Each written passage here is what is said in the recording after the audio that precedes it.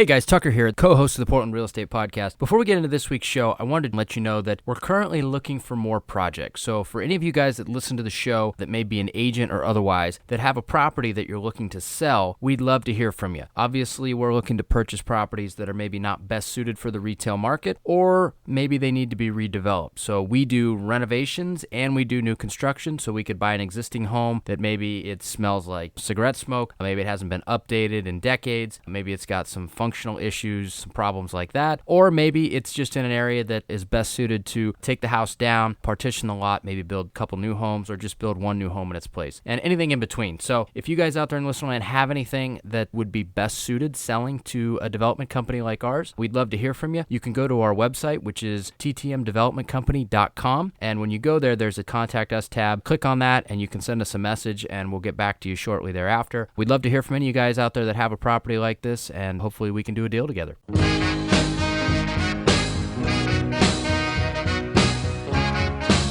This is the Portland Real Estate Podcast, your number one place for anything you need to know about the Portland real estate market, along with in-depth interviews from our local real estate industry experts. Now, without further ado, here are our hosts, Tucker Merrihew from TTM Development Company and Steve Nassar from Premier Property Group.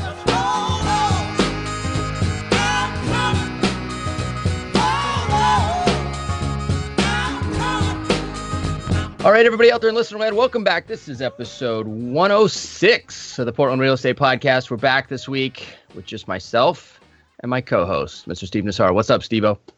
Hey, good to be back on the show. We got a short work week that I'm excited about.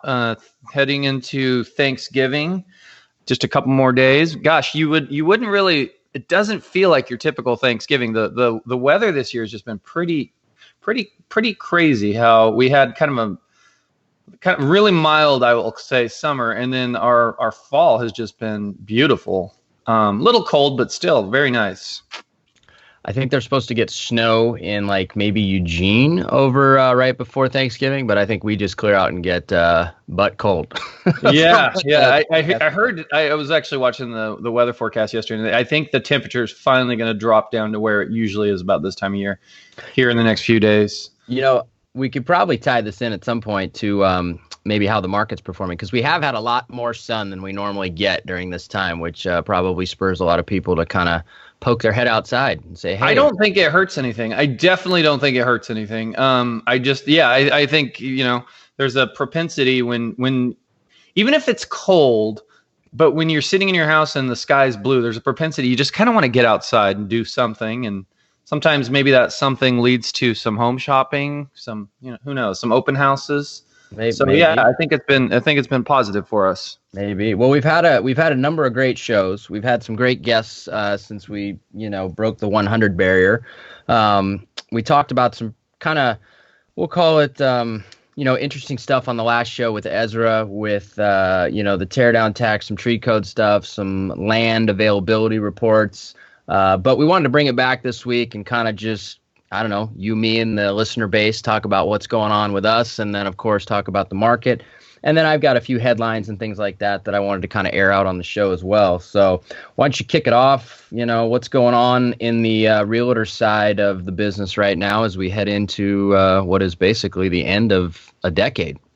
Yeah, can you believe that? I think that's quietly I think that's a story that's kind of quiet right now. I remember 4 months ago or 3 months ago, I was on Facebook and somebody said only 5 months left till the end of the teens, and it kind of hit me then. I hadn't really been thinking about it, and I think it's off a lot of people's radars. But normally when a decade ends, it's kind of a big deal, and you kind of close out. I mean, if you think about it, right? I mean, we think back to the 80s and the 90s and the early 2000s. I mean, this is the end of a decade. This is going to put a bookend on what will ultimately be the teens of the 2000s. So it is kind of a big deal. Yeah, it's been a good decade, I'll say. I've enjoyed this decade. It's been a fun one for me. It's been a kind of interesting journey. I started my real estate side of the career, selling real estate in 2012. So I spent a good chunk of my decade doing that. As for me, what is going on in my world? Well, a couple things that I've just been working on. I like to, this time of year, first of all, normally I think of it as a seasonal slowdown. I have to say, I don't feel that seasonal slowdown this year. The leads and the listings and the buyers seem to be still coming at me fast and furious, and they're moving. It's one thing, you could argue, well, okay, Steve, you've got your business is dialed, or you're doing a few things right, so you've got, strong leads coming your way. But the leads are actually going into escrow. The listings are getting activity. The buyers are finding homes and getting offers accepted. So I don't think it's just me. I think the market is healthy, and I think this year, and we kind of tied it into the weather too, Tucker, right? Maybe that's playing a little bit of a role. The fact that we've had just far more blue sky days this fall than we've had gray sky days and rainy days.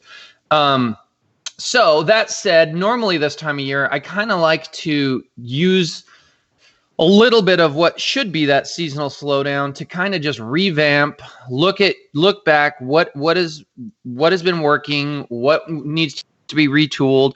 I like to really analyze my systems. They really fall into two basic systems. Your buying system, from when a buyer first reaches out to you till you close, and every step of that process.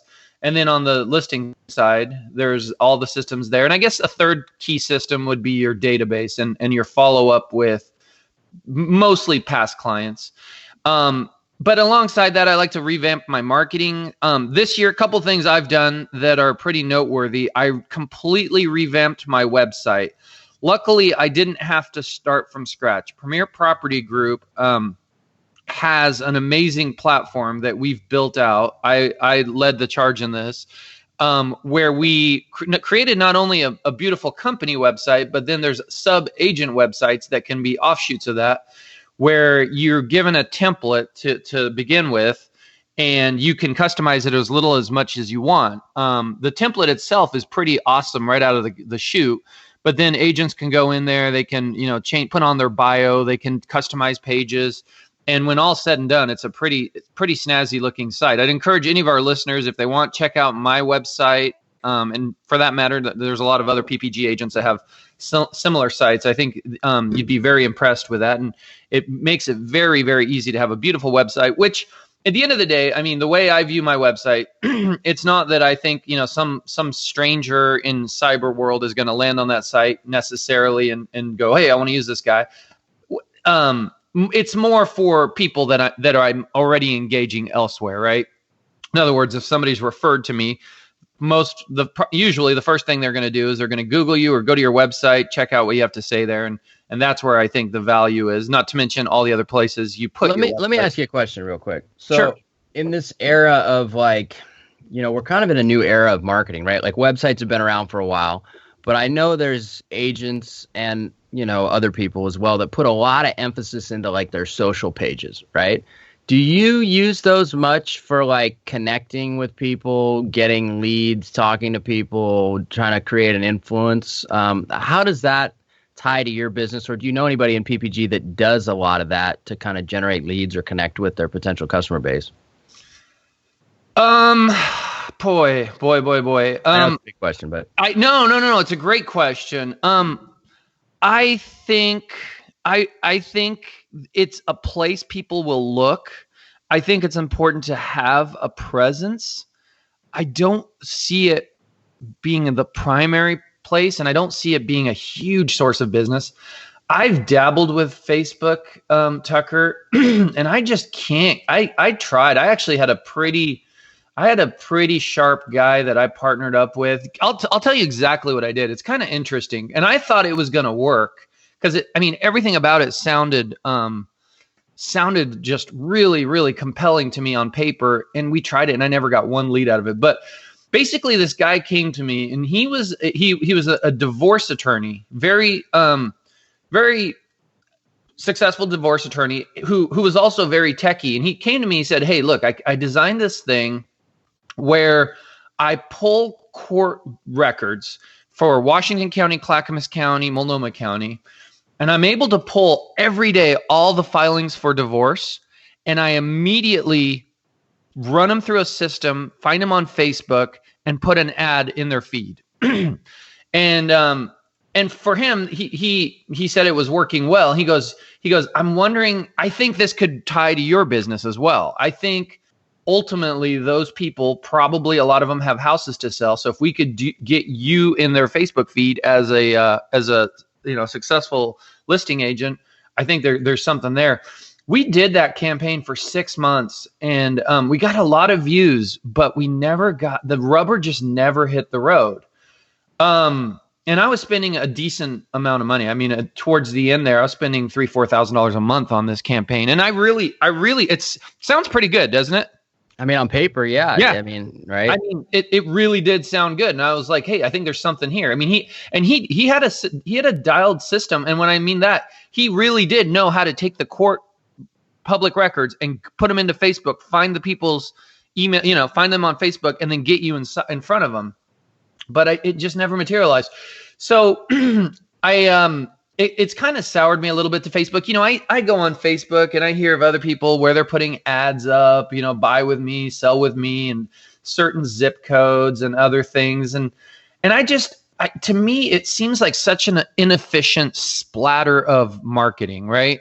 I mean, of all those people, how many are truly in the market to do something? And if they are, is that where it's going to get triggered, right? I mean, are you just scrolling through your Facebook feed one day, looking at, cat pictures, and all of a sudden cat pictures are popular on YouTube. And then all of a sudden you go, oh my gosh, I need to sell my house. Here's the guy. I mean, I just don't think that is the progression of how things work.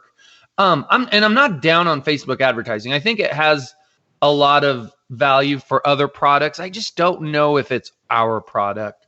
One thing I do believe in, and we're seeing this more and more all the time with Facebook.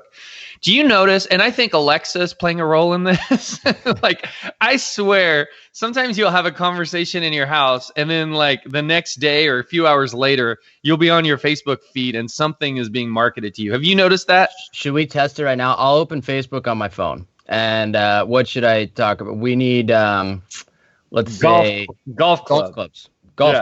Golf clubs. All right, I said it 3 times. We'll see if I start getting served golf club ads. I'll let you know. We'll keep our listeners posted. Yeah. But also, I mean, we have Alexa, we have the Google Voice things. I just believe that those things are all communicating and somehow getting in our Facebook feed.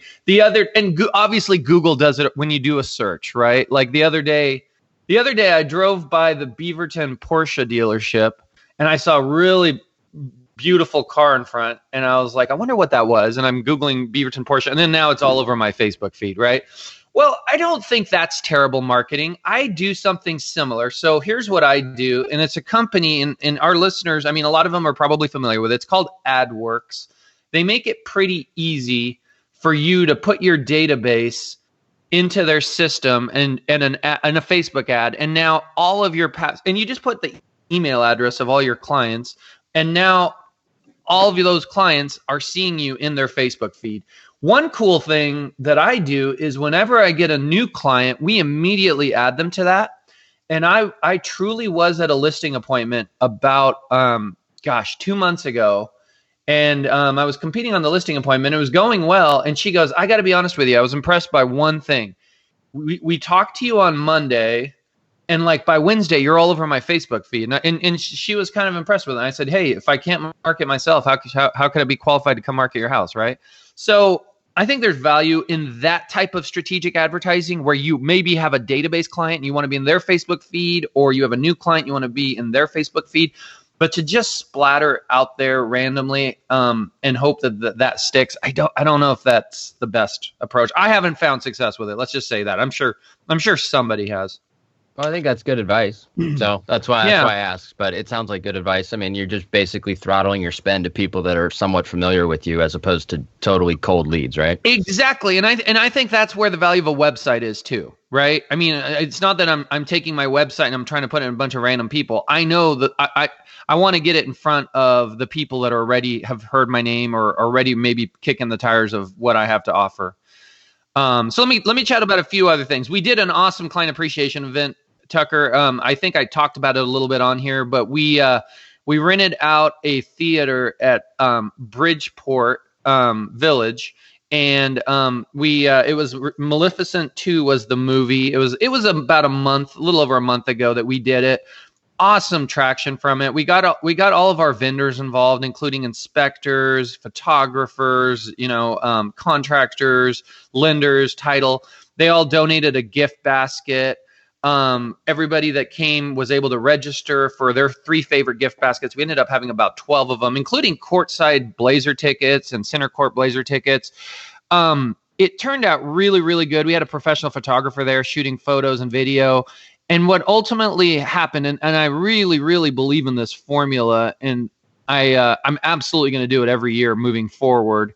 What we did from there was, as everybody came in, they registered, they got free entrance to the movie for them and their entire family, up to 6 people.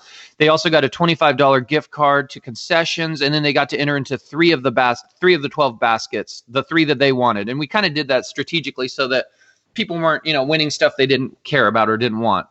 So then we take all the baskets into the theater. We had over 300 people. We had about, believe it or not, and this was something we learned in this process, we had 475 RSVP'd. So we got a theater that held 500 some people, like 510 people. But we ended up, what we learned is you have about 30-40% that don't show up. And so we're going to take that moving forward and kind of adjust our theater accordingly. And that was one of the big takeaways. I'd say most everything we did with this event went off flawless, with that exception that we thought we were going to have more there than we did, and so we upsized the theater and ended up having a little bit more theater than we needed. But that said, we go into the theater. I get to introduce my team, because in the theater I have a microphone. You have a captive audience of 300 some of your past clients. And then I was able to give away each of the gift baskets. And so how that worked was I'd pull a name out of a basket. But before I'd pull the name out of the basket, this was what was really cool and kind of worked out well, was I would talk a little bit about that vendor and the value that they add to my team. And it was kind of a subtle way to promote myself and my business without promoting myself and my business. In other words, I'm not saying, hey, I'm amazing, I've got great photos, you should use me to sell your house. I'm saying, here's our photography partner. They are the best at what they do. Here's what they do, and here's why we value them so much. And now we're going to give away their basket, right? And you do that across the board with all your service providers. When it's all said and done, it gives a really strong sales pitch about you and your business. So that worked out really, really well. And we left there. We had multiple referrals. We had a couple referrals that night. It's just been a nice wave of momentum, and it's been a huge boost to my business. And it really is powerful to control your own destiny and not just rely on a Zillow or some other type of lead source, but to create your own funnel of business. And that's something that has been a huge push of mine in 2019, and something that we've done very well and I'm very excited about. So that was cool. I just brought on a new team member last week that we're onboarding them. One thing I would encourage our listeners, those of you with teams, one thing, I talk to sometimes I talk to other team leaders.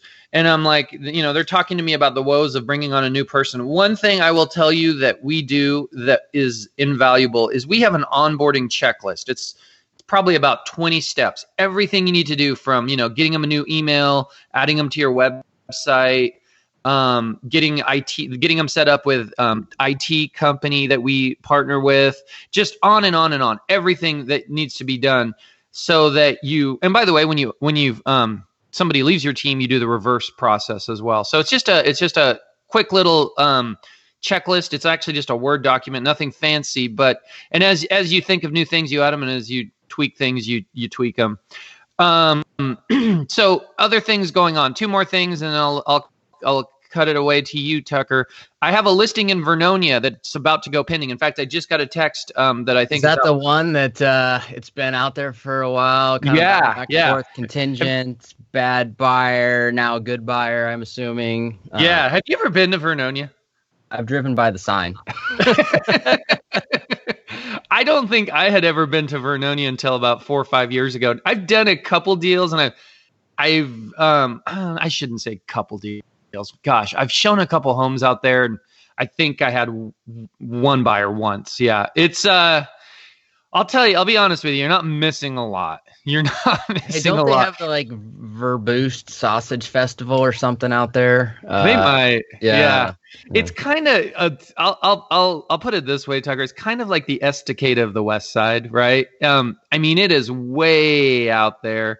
It's pretty, make no mistake, it's really pretty, but when you get there, it's I mean, it's a pretty depressed town, I'd say. You know, it's strong in the logging industry.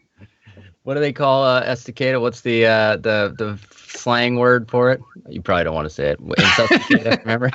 You'll have to tell me off the air. I'm sure it's going to be good. I said it. Dan probably got it, but it's just rural. It's a little depressing at times, especially on rainy days. Probably more than others. I mean, there's just, I mean, not, and it's so far out there, and this. Okay, so here's the interesting thing about it. My listing is about $1 million property. The guy, my seller, and they're great people, by the way. And they're born and raised in that area, but very successful. He actually is the number 2 employer out in Vernonia. He runs a logging business. He's got about 30 different guys that work for him. He's got a large, operation. I guess the number 1 employer in Vernonia is the school system, and he's like the number 2. This property is the highest. Has the highest assessed value in Vernonia. I mean, $1 million property. I mean, if you step down from $1 million property, and I'm not talking about, obviously there might be some farms that get up there, but I'm talking about a single family home, just on a few acres. It's a very nice home, but it was very challenging to sell because you are in this community where there isn't those types of buyers, because that drive from Vernonia into the metro area is a solid 50 minutes, right? Well, here's a question for you. And this, you might have gotten past this hurdle, but I've had real pain in the ass with appraisers this year. Like we've lost almost $50,000 this year just on bad appraisals, right? Have you gotten through the appraisal hurdle on this one yet? Because it sounds like there's not many comps. Here's the good news. My buyer's coming from the Bay Area. It's kind of comical. Have you ever heard of reverse sticker shock? I mean, I get where you're going with it. I looked up their house that's pending in Redwood City. It's like $1.5 million, Tucker. It is the most average, probably 1,700 square foot ranch you've ever seen in your life. $1.5 million. They're going up to Vernonia, and they're buying for $950,000. A 4,000 square foot, 18-year-old, beautiful finishes, just everything going on for it. They're putting like 80% down. I have a feeling we'll have an appraisal waiver, and even if we didn't, I think we'll be okay. So that's the good news. There's not going to be that value push on the appraisal process. But been an interesting process, and I'm excited to have that one finally go. It was listed before me by another agent for 2 years. So wow, way to back cleanup. Yeah. My joke with my sellers when I went there, and I told them, I said, look, guys, our appointment. I went to my listing appointment one day. It was like around lunchtime, and I stopped in at the local Vernonia Subway for lunch, and I was just kind of taking it all in. It's just an interesting population there. I don't know how to exactly say that without being nice, but I was telling him, I was like, it takes a special breed of person to want to live in Vernonia, and most of them can't afford $1 million house. I said, what we really need is somebody from Vernonia to win the lottery. That was my joke with them. But we ended up getting a Californian. I think they probably work from home, don't need to commute, and they love it. I mean, truly, they're going from the most average home in the Bay Area to a mansion in Vernonia, and dropping their price point by 33%. So they must be happy. And so there you have it. And then the last thing I'll say, I have had just a bunch of listings that are coming to me that were previously listed with other agents. I don't ever target expired listings. I want to be really clear there. That's not my niche. That's not my thing. But for whatever reason, I just keep having these there's sellers out there that aren't selling, and they've reached out to me. So currently that one is one of them. I feels like I have 5-6 listings. What do you think is the biggest reason, since you have so many of these, that they aren't selling the first time around? Are they just simply priced too high, or is it a combination of that and maybe inadequacy on the agent end? I mean, what do you think? I think it's both. I do think sellers have a tendency at first to go with their buddy agent.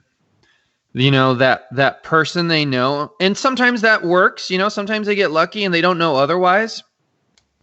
But other times, and I'd say probably a good chunk of the time, it's not until they go down that path for a while that they realize that not all agents are created equal, right? There's a tendency that if your buddy's an agent and you haven't sold your house in 20 years and you like your buddy, that you're going to go, hey, you know, you're an agent. I need an agent. Let's do this.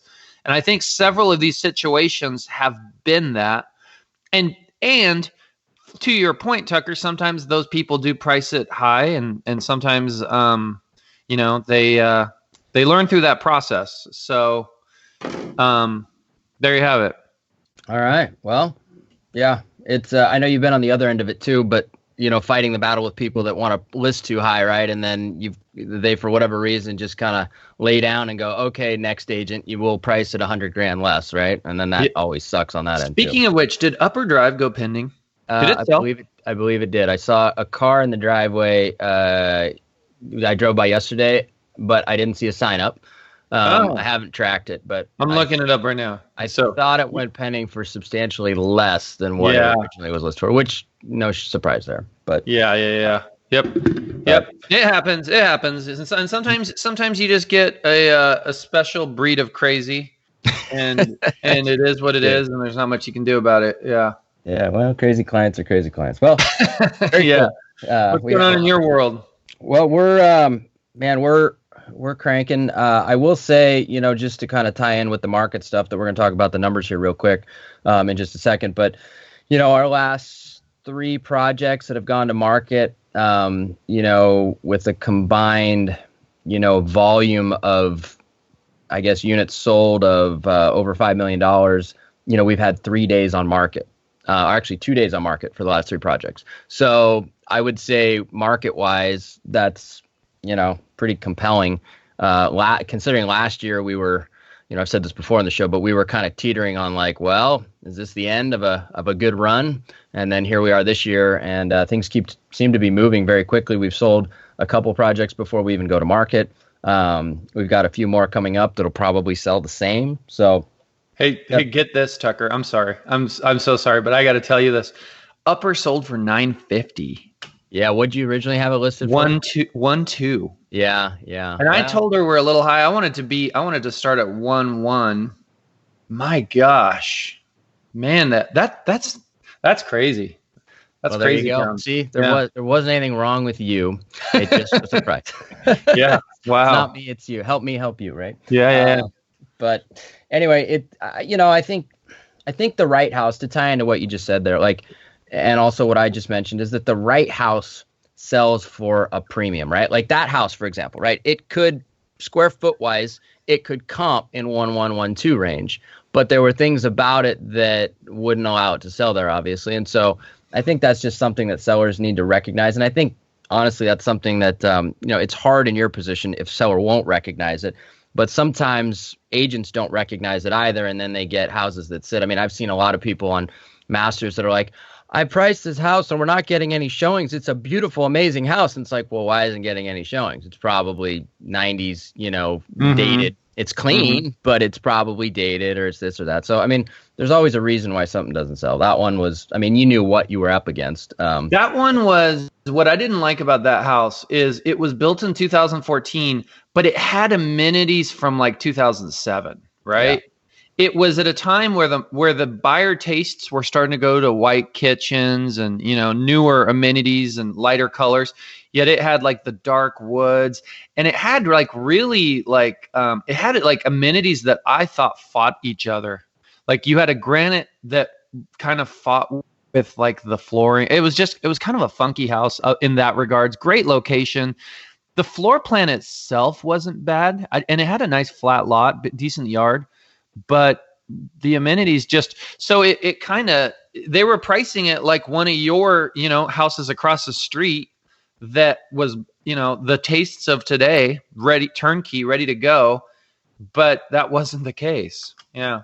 Yeah. It's a tough battle to fight, especially when people keep a house clean. They think that clean means updated, but clean doesn't always mean updated to today's standards, right? Or today's taste. Yeah. So, but anyway, other than that, you know, it's a big week for us. We actually have the most recent issue of Oregon Home comes out this week, and we're going to be on the cover, as well as a 6-page spread that they did on our Dunthorpe project. Nice. So I just proofed it all up on Friday and gave it the green light. So it looks good. It's going to be a really cool issue, and it's a nice little kind of feather in our cap, I guess, to get the cover. What was your final sales price on that? I mean, we were at $3.15 million. Nice. So, nice. Which for us is obviously the most expensive home we've sold by a little bit, but I also think it's the most expensive home sold this year that was a spec home built by a builder. So yeah, that takes some kahunas. Yeah. So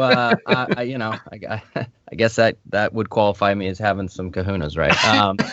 But there's not a lot of people out there building spec homes with that much confidence in their product. I give you that one, Tucker. That, you know, it was funny. I saw Andre when we were at Street of Dreams over the summer, and he knew that we were building it, and he's like, "I like it that you have the balls to build that." It's like, well, thank you. I appreciate that. So yeah. I said it in a slightly more Russian accent. You are unique. I have to. I remember the one time I called you. This was 3-4 years ago, and it's just your style, and it's not a bad thing. I mean, it shows your confidence. And I'll give Joni credit for that too, because she's amazing at helping you, you know, dial it in and pick out the right stuff. But I remember I had a $2 million buyer, and you were building something. I want to say it was Goodall maybe, or something, a few years ago. Maybe it wasn't. I forget what street it was on. No, we had one on Nos that was about $2 million. Maybe it was Nos. And I called you and I said, hey, I've got a buyer. I'm thinking about showing it to him. By the way, if they're interested, would you change colors and help them, allow them to pick some of the amenities? And you're like, nope. Yeah. And I'm like, really? But I mean, that's your style. That's your thing. Is you go out of the chute. You have a vision, and you're just going to do that. And if a buyer wants that, great. If they don't, then somebody else will. It's tough. Like when it sounds like I was being rude, but really I was. It's, when you're on our side, there's two ways to do this business, right? There's the custom home game and there's the spec home game. And the custom home game, especially when you get up in the higher price points, the reason why a lot of those custom homes then have a hard time reselling at some point for like what the people think that they should get is because people's tastes aren't often great tastes, right? In terms of the market overall, people build what they want. And so for us, we've just done enough houses. Like we know what people will love. And sometimes buyers just don't know what they don't know until they see the end product. And they're like, oh, that's great. And so like that house that we sold, some of the best buyers that we've ever sold to, by the way, on that Nos Road house. But they came in and they were like, we trust you. We've seen pictures of your house. And then once it's done, they absolutely loved it. And that's kind of the way with everything. So that's why I answered that way. But yeah, and that's also our shtick too, right? Like we're not a custom home builder. I mean, that's why we've got, the cover of Oregon Home and a 6-page spread on this house that we built in Dunthorpe, right? Because it's a captivating home. The design is on point. Our end product is not built to satisfy a particular buyer, but it's meant to wow the market overall, right? Like that's what. So anyway, with that being said, now we're moving on to probably our next, it'll be our second biggest project in terms of price point, but we're going to build out our Lakeview house that's on Upper Drive. Actually, it's about an acre, a little under an acre that looks over the lake. And so we're going to break ground on that starting in January. So we're pretty excited about that. We met with the architect to kind of revamp some plans that we've had in with the city forever. Now that we've kind of figured out and gotten over the potential slide area challenge. I won't say it's an issue. It's just a challenge the way that the city mapped it. But we've got that all taken care of. It's completely safe to build on. And so we met with the architect on Friday. We got a really cool design for it to kind of revamp the existing plan that was in. It's been sitting in with the city for long enough to be dated, we'll call it, right? So we revamped the look of it, the floor plan a little bit. And so we're going to kick that off in January, which I'm pretty excited about. And that's a great location. You've got lake views, you said, right? Yeah, it'll probably be 2.6 to 2.8 house when we're done with it, something like that. It's panoramic. I mean, it's the best lake view you can possibly get. It's the main lake. You get panoramic of the entire main lake. It's, you're looking at, $5 million homes all across the board, across from you, or $3, $4, $5 million homes all the way across. I mean, right below you, there's 2 homes that sold for 5.5. So it's a great spot. It's an amazing view. If somebody put a pool in back there, which I would highly advise that whoever buys it does, it would be the coolest pool in all of Lake Oswego without question. So yeah. What's your timelines? You start it in January. When do you think you wrap it up? Is it a year? No, we'll probably be done like August. I would say that's probably going to be about a 7.5 month build, something like that. When is all that construction on Boone's done? Because I could see that helping you if it's done. I think that's priced into the area now, though, to be honest with you. People kind of have the foresight to see ahead on that. Yeah, I agree. Think it's going to be a little bit of a longer project, probably another year or so to get completed with everything, but it'll be amazing. I mean, I was just at a neighborhood party on Saturday night with a bunch of other neighbors that I used to live right across the street from. And, one of them was thinking about moving out of the area. And then they're like, we're just going to stay because all this stuff is going on. Once it's done here in a year, like it'll basically be like downtown Lake Oswego and Lake Grove, but a little more easy to get to freeway and stuff. So, yeah, I'm excited for that to be all finished up at some point, but it'll be really cool. So. Yeah. And then you've got what's happening there on the corner of Cruz. I mean, that's really starting to take off. I mean, you can see the magnitude of that project, and that's just going to be amazing. There's some really nice stuff happening there. By the way, that adult care home on the corner of Cruz and Boone's, which is now kind of looking like it's about done. Their sales center is around the corner from there, and one of my friends has an office in there. And I was walking by there, and I actually popped in there. I was like, hey, when you guys are done with that adult care home, are you going to have an open house? She said, yeah, absolutely. There's going to be one in January. Realtors are welcome. I might actually pop in there. I think that place is going to be pretty posh and pretty impressive. Oh, it's already booked out. You couldn't get a place there if you wanted to now, but yeah, it looks nice. I mean, that was a big addition to that corner. I think obviously all the construction on the other corner is going to look really nice as well and kind of complete the area. But man, they've got the waterfall out front. It looks very swanky and nice for I heard there's a pool on the roof. I could be wrong, but I think there's a pool on the roof. I mean, that's where you go when that's luxury old people living right there, man. Yeah.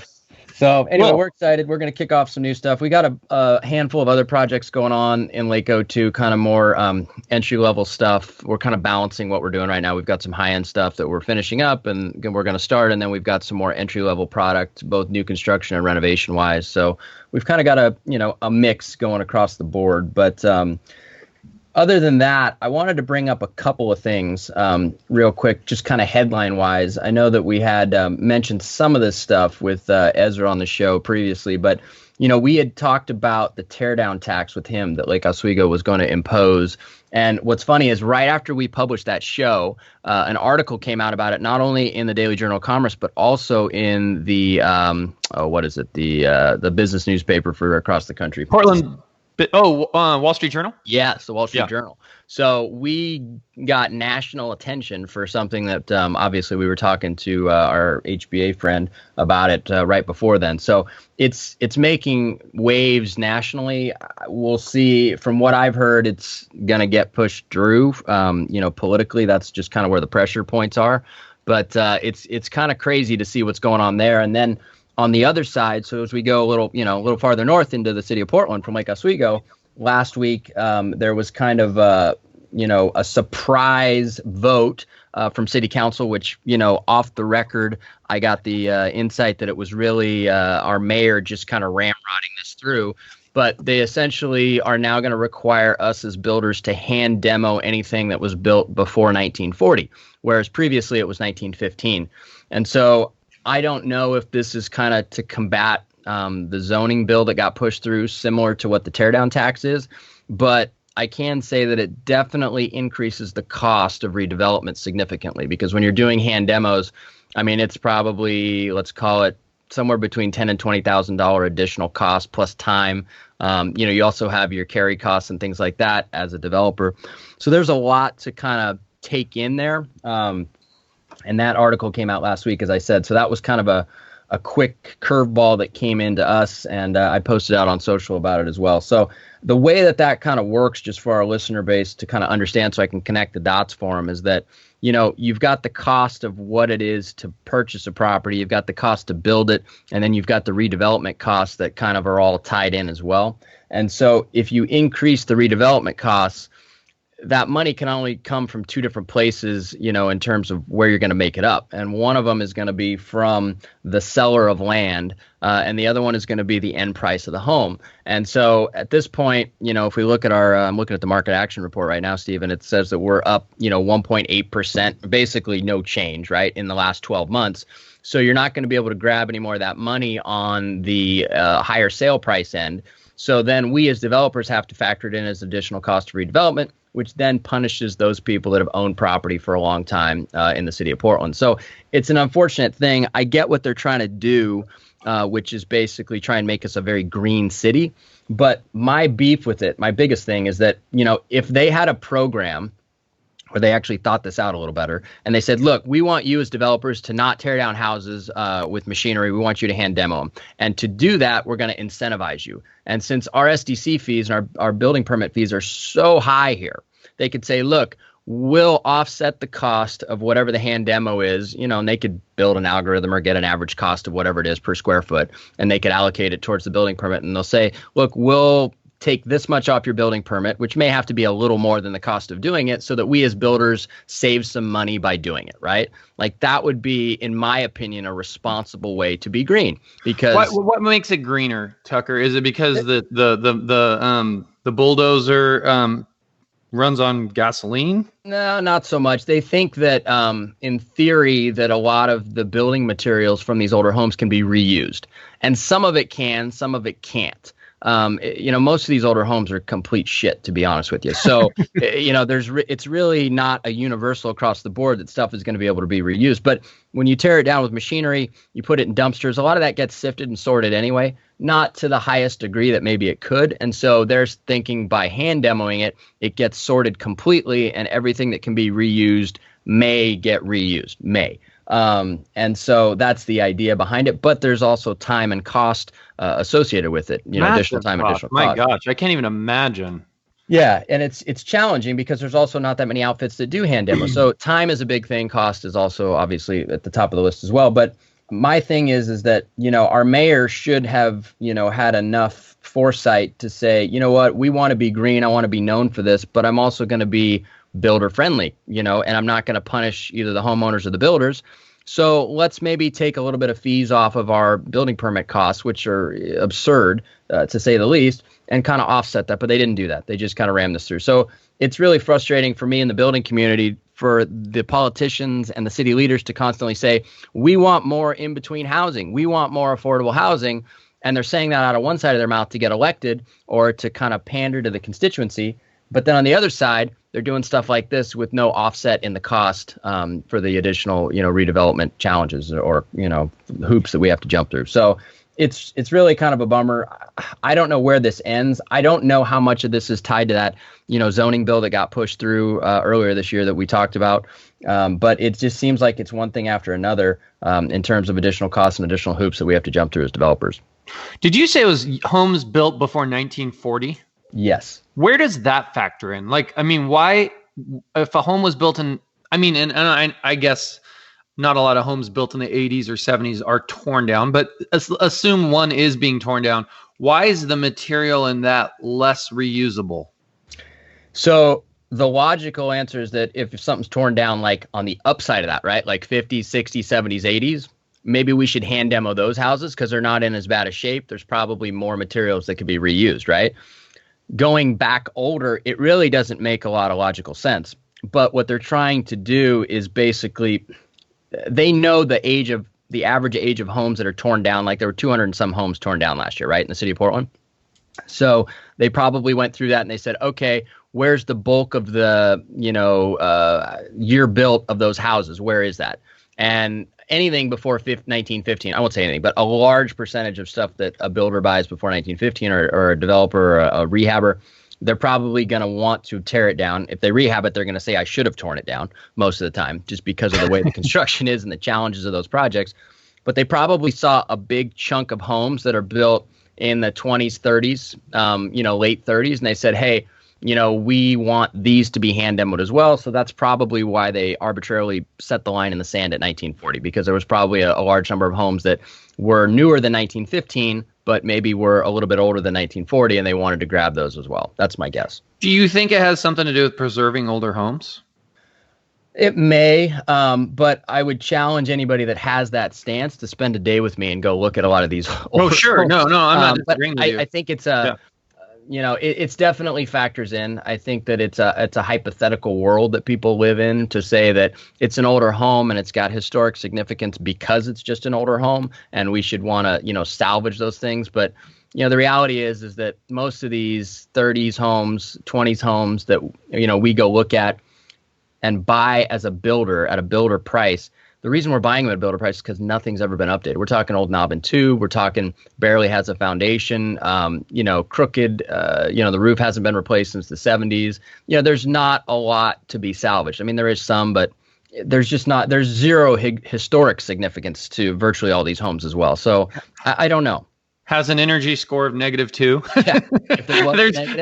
There's an irony too, right? So the same city that comes out with energy scores and wants everything to be efficient is now saying, no, keep the old homes, don't tear them down, right? Yeah. I mean, that's basically what they're saying. So I don't know, man, we're in an interesting time. Next year, we'll see how it kind of all plays out. You've got that, you've got the tear down tax, you've got the new tree code potentially shifting. There's just a lot of factors at play that kind of go against creating that more affordable housing that everybody wants and needs. So I don't know, we'll see. I'm not really happy with that decision. I think that the city and our leaders could probably have done it in a better fashion, but I'm not at the head of that snake, so I can't make those decisions. So anyway, that's what's going on with that. I feel for you guys. I mean, I read your posts, Tucker. We talk about it on the show, and you guys definitely have a unique set of challenges and it takes a special skill set to be successful at what you guys do. And it's not necessarily just the building side and the design side. It's navigating the waters of legislators and municipalities. And my gosh, I mean, if you want to hear something crazy, we have another project in Lake Oswego. There is city sewer that's managed by Clean Water Services right in front of the house. We've been trying to tap sewer for 2 months, and they cannot figure out a process to allow us to tap sewer. That's bureaucracy. That's where? What city? It's in Lake Oswego. It's in an unannexed portion of Lake Oswego. The one off of Washington? Yeah, over in that area. Yeah. But there's actually sewer. A lot of times there's not sewer in front of these houses, but we actually have sewer running right in front of the house, and it's been 2 months, and we can't figure out a legal path to tap sewer. So it's, along that street, there's been a few rogue tappings because people run into this and they're like, well, sewer's there. Can you guys figure out the paperwork to allow us to tap? And they literally cannot figure it out. So yeah, it's challenging. To go back to your point, there's the building side, right, of just like the sticks and bricks and building a home. And then there's everything else. Yeah. And everything else is really the challenge. The building side, that's kind of the easy part comparatively. It's dealing with everything else that's the bigger challenge. It kind of reminds me, and this is going to scare you, Tucker, but it kind of reminds me of the mortgage business, right? I mean, remember there towards the end of our time in that business, half the battle is, doing loans, finding clients, working with realtors. And then the other half is just keeping up with the regulation changes and keeping up and just, adapting to the change. And it feels like there's an element of that in your world. Yeah. Constant change, right? Yeah. And generally not to make things easier. It usually makes things more difficult. So I know. And just as you think you have it figured out, it changes again. And Hey, you're welcome to come to my side. Well, and so here's the last thing I wanted to say. Kind of a little interesting tidbit, and you might find this interesting. And I would prod you and PPG to maybe think about this, because I think that this is the direction that the world of iBuyers is going. So there's a large national real estate brokerage that has now decided to get into the iBuyer world. And they, instead of being an iBuyer themselves, they've created a platform for their agents. So when their agents go out and they see a property that is maybe not retail ready, or maybe it's a property where the people are like, I just want to sell this thing like tomorrow, but I don't want to necessarily, put my information in Zillow or Open Door and have them buy it. I want to maintain this agent relationship because I feel like that's an important part of the transaction. So what they've done is they've created a platform for their agents to be able to take these properties, whether they're retail ready or not, but they just want to sell quickly or need to sell to a cash buyer for update reasons, repair reasons, whatnot. They put the property on the platform and they deliver it to somebody like me. So it's kind of a connection mechanism to put, a property that we could buy for cash in front of these properties and these agents who are representing them, and kind of connect the dots. And so we're the first iBuyer, we'll call it, because that's what everybody calls it these days, on this platform for the Portland area. Nice. And so it'll be interesting to see how that plays out. But, I honestly think that's the way that this world is going to go, with some of the bigger brokerages that maybe set up these platforms to kind of connect the dots so that agents at scale have a place to take non-retail ready product and sell it quickly and efficiently so that they look good, but also sell it to a professional buyer so that they get a fair price for their, their seller at the end of the day, and they can connect the dots and make a, commission in the middle. And then obviously there's the hope then that they get some type of relist on the other side, so it becomes multiple, checks for that potential agent down the road. So we're excited to be on this platform. I do think that may be the way that a lot of these bigger brokerages go kind of moving forward, to kind of play in the iBuyer space and not against it. But we'll see. Yeah, and the cool thing about that is they're fielding it to a local pro who knows their stuff, and knows that local market, and can make good decisions. I definitely think that platform is more sustainable than the Open Doors and the Zillows. I mean, we hear all the we hear all the doom and gloom about those. It's relentless, and I've never said that it's, I've never vocalized that, it's easy to compete with those guys, because they're not trying to make money. They're just they're out there just writing checks, and with no concept of profitability. They're just grabbing market share. No different than, like an Uber, who is 14 years later still hasn't turned a profit and is losing over $1 billion per quarter. And big news came out today that, they're more bad news is constantly coming out with Uber. But my point is, I do think, though, Tucker, the world is changing, and I pay a lot of attention to Wall Street and business news, and profitability is coming back in a big way. I mean, the need for profitability, very similar, in my opinion, to the .com bust of the early 2000s, late 90s, where nobody was thinking about making money. They're all just like, hey, I've got this cool website and there's a bunch of people looking at it. Isn't that success?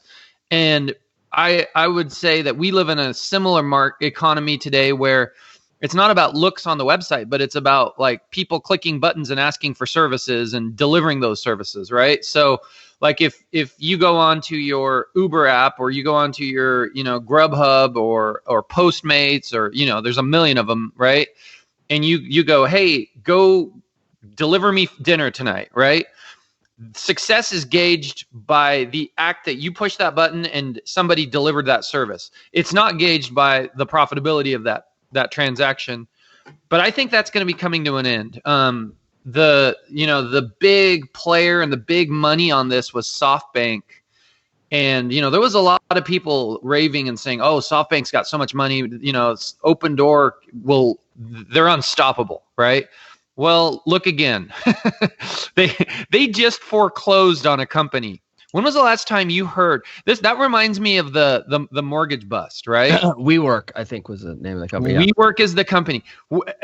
Think about that. they actually loaned money to a business and had to foreclose on it. That is the word you should use in that scenario.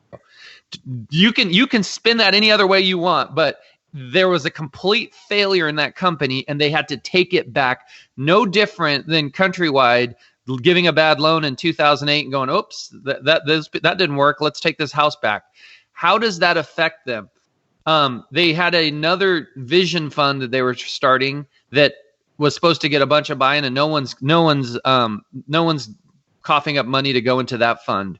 They're having, that's not even to mention people pulling their funds out. So, I mean, the world can change quickly. And if you think $100 billion, which is what Open Door had in their first vision fund, is a lot of money, look back to the mortgage crisis and how much money and how fast it can get lost. So when you start making bad bets in businesses that aren't making money, when the world wakes up one day and goes, hey, maybe a business, maybe they should make money. That might be important in the process.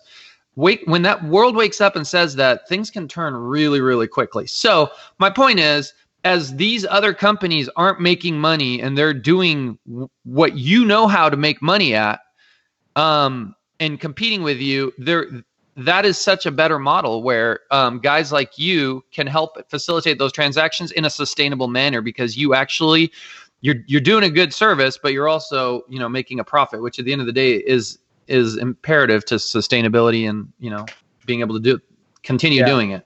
Yeah, and I think the last thing I'll say is the real key to this whole platform working is that they have these things called buyer boxes. And so by bringing in iBuyers that specialize in slightly different buyer boxes, you as an agent can take a specific property to somebody who maybe is the best fit for that type of property, as opposed to an across the board, I buy everything, right? Yeah. And I think that's going to be the big challenge with, Open Door and Zillow and things like that, is that, they can't buy everything. And so they've narrowed their buyer box, and they're really only competing against, retail ready product. And that's going to be their biggest challenge moving forward. But that aside, it's an interesting time. We'll see how it goes. I do think profitability will be coming back in 2020, hopefully, and we'll see what the conversation is a year from now that we have, about these iBuyer programs.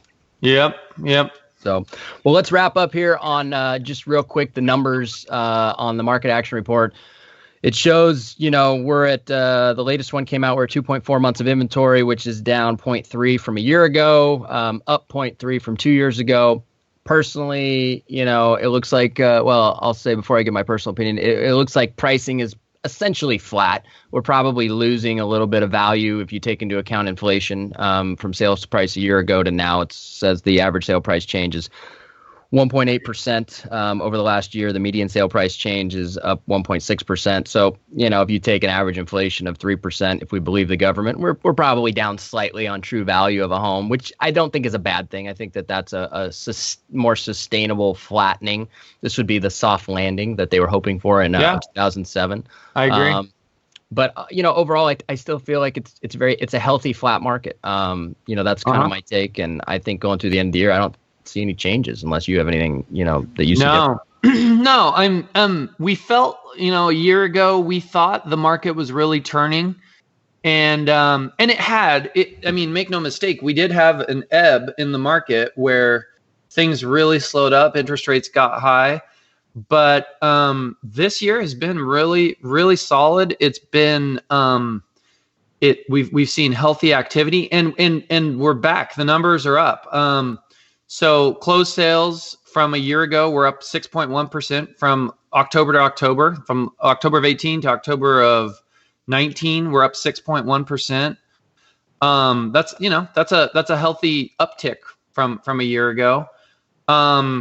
So yeah, I feel really, really good about the market where it's at. And to be honest, I think we're going to continue to see a little bit more of this for the near term. I like that prices are flat. I personally thought they might dip backwards. They've been flat for a little while now. I want to say it's been 7, 8, 9 months. Mm-hmm. And I was expecting maybe they'd even go a little negative. Not much, just like 1% or 2. But no, if anything, they were a little bit more flat for a while there, like, at 0% or 0 point something. And now they're at 1.2% year over year. So I think I have to agree with you, Tucker. I've never seen a soft landing in my career, and I think this is it. This is what a soft landing looks like. Yeah, I'm kind of in the same boat. It'll be interesting. The builder confidence numbers came out a couple days ago, and that number was at 70, which is, still very, in good territory. So builders are looking forward, basically saying, yes, we're going to move forward with all these projects with a fairly high level of confidence and being able to sell them on the other end. So, overall, I think we're in a good spot heading into the end of this year, barring any sort of major outside catastrophe. Yeah, I was watching an article, not an article. I was watching a segment on CNBC about inventory shortages and builders, inventory needed, and it was interesting to see that still is very much the case in many markets. And Portland was one of the ones that was highlighted as having a shortage of inventory in that regards. One thing I will say is, for builders out there, I think the biggest opportunity, it's also the biggest challenge, but it is on the lower priced stuff. And it's the biggest challenge for all the reasons you mentioned in this show and all the costs incurred in development and permits. But if there was a segment of the market where there really is needed inventory, it's in that, entry level new construction price point. Yeah, and that's part of the reason why we're balancing kind of our portfolio of work right now with a fair bit of renovation work as well, is because we can essentially offer a new construction like product at existing construction price point versus new. So I think that will remain really strong. And I think there's certain outlier spots where new construction pricing might get a little soft as we head into next year, but that meat and potatoes under new construction pricing, if it's turnkey product, I don't see that going away and getting any less demand in the near future. So yeah, and an interesting thing that I'm starting to see more, and it'll be interesting to see how builders innovate with this, Tucker. I'm curious your take. We can wrap up with this. Homes are really starting to change in a way that I've never seen in my lifetime. And I'm starting to see it around my house a little bit. Suddenly, you've got Alexa turning on lights. I'm hearing from people about new door locks where you walk up to it and it's programmed to your phone and automatically unlocks the door. Do you think we're going to see a revolution in new construction or housing? I'm not seeing it yet with new construction. Here's what I'm seeing. I'm seeing people buy a house and then they do it themselves, which is kind of a pain in the butt, especially if you don't know what you're doing. I mean, do you think we'll start to see builders move in that regards and really start to create smart homes where this stuff is just built into it? And what's your take on that? I think it's going to take a little bit of time. The last couple of houses that I've built for myself, we integrated a lot of that smart house technology, and I'll be honest, I friggin' hated a lot of it because sometimes it didn't work properly. And, the last thing we want on the builder side is to provide something like that and then have a buyer have the same frustration that I'm having because I can't figure it out, or it's not working, or it's, there's an error message or whatever. And you have to warranty it. Yeah. And then you've got to service that complaint or that challenge or that issue, right? And so that becomes very challenging on our end. And so I think for that reason, you'll see a lot of builders that kind of hold off for now doing that type of stuff and just let the buyers put it in themselves so that then they can work through those issues themselves. And we're not kind of roped into, warranting it, helping solve those problems, things along those lines. Because it's technology. And I think we're close, but I think that, another couple of years and that technology will advance a lot farther and it'll be a lot more seamless. I agree. I think we're in the early innings of seeing something really, some really cool stuff happen with houses where they really, really do work in the manner we're accustomed to in other parts of our lives. It's starting to happen on the resale side of things. It's starting to happen on the back end with people buying it and doing it themselves. It'll be interesting to see, which builders and how they innovate and really start to create product that goes on the market ready for that. I think it's a big opportunity, and I think it's going to be interesting to watch. And I agree with you. You don't want to be too early in that process and have a bunch of bugs that you're fighting, but I think the technology is catching up and the reliability is going to really improve in the next decade or so, maybe even 5 years, where it starts to be something people are really wanting. Yeah, I completely agree. So Yeah. anyway, good episode, good chat, a lot of good topics. We kind of covered all our bases this week. So hopefully all you guys out there in listening land got some good ideas or enjoyed our thoughts on certain things. And I guess before we leave, I hope everybody has a good Turkey Day. I don't know if you're hosting or if you're just enjoying somebody else hosting. Traveling to the beach, to the North Oregon coast, Astoria. It's kind of a ritual to go there the past 3 years. A little Airbnb action over there. Yeah, so we're excited. There's a great brewery scene, by the way, in Astoria. Have you been there recently? I have quite a bit. But yeah, it's revamped along the water there, so I'm sure it'll be a good time. We're hosting. I'm gonna probably just do a lot of watching other people cook while hosting, but it'll be fun. Kind of corral my little monsters as they run around and hopefully don't break anything. So, awesome! You got a great house to host in. Have fun, and we will catch our listeners on the backside of December probably with another show somewhere in there. We will. All right, everybody, enjoy your Turkey Day. We'll see you guys sometime between now and Christmas.